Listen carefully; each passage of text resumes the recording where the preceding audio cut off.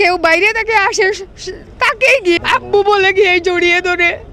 আমার চোখের সামনে দেখি যে সে যাকে পায় তাকে আব্বু বলে জড়িয়ে ধরে। যখন আমি বলি যে না এটা তোমার আব্বু না, তখন সে বলে তাহলে আমার আব্বু কোথায়, আমার আব্বু আসে না কেন।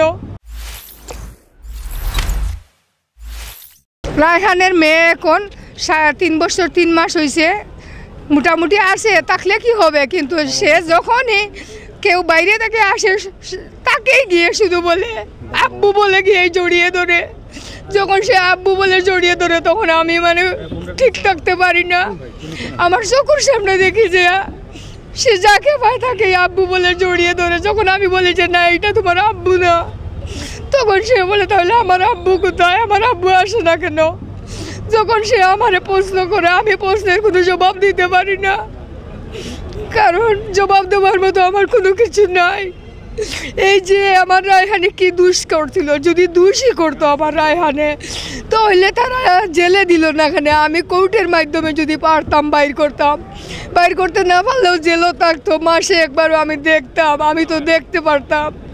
কিন্তু আমার রায়হানে কি এমন দোষ করছিল যে তারা 3 ঘন্টার মধ্যে মেরে ফেললো। এই যে আসামিরা চাক্ষুষ প্রমাণ তারা মারলো আমার রায়হানরে, কিন্তু এরা তো এখনো বেঁচে আছে, এদেরকে তো এখনো মারা হয় না। এটা বিচারের মাধ্যমে, আইনের মাধ্যমে তাদের বিচার হচ্ছে।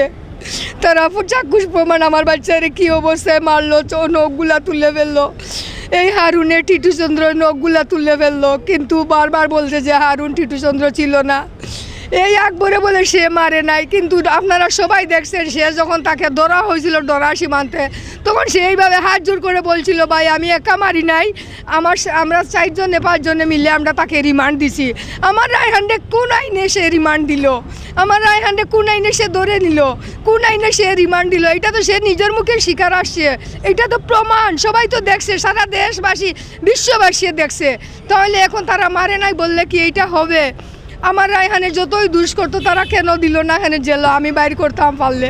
কিন্তু আমার রায়হানে এইভাবে জেলে না দিয়ে 3 ঘন্টার ভিতরে মেরে ফেললো, মারলো তো মারলো। তারপর আবার তারা আমার রায়হানের পণ্যের কাপড় খুলিয়া তারা তাদের কাপড় একটা পরাইলো, কতটুকু করলো। এর মধ্যে তারা সিসি ভোট আলামত গায়েব করলো।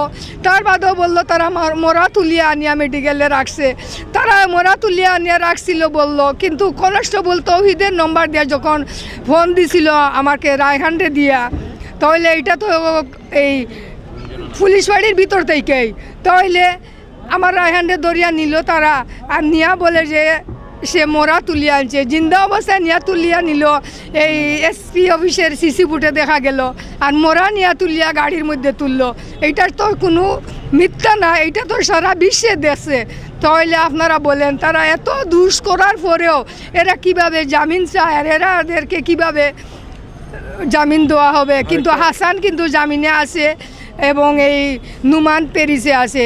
এদেরকে কিন্তু আবার যদি তদন্ত করা হয় তাহলে এদেরকে আবার জামিন কাটা হোক, ও হাসানকেও ধরা হোক এবং এই নুমানকে ধরিয়ে আনার ব্যবস্থা করা হোক।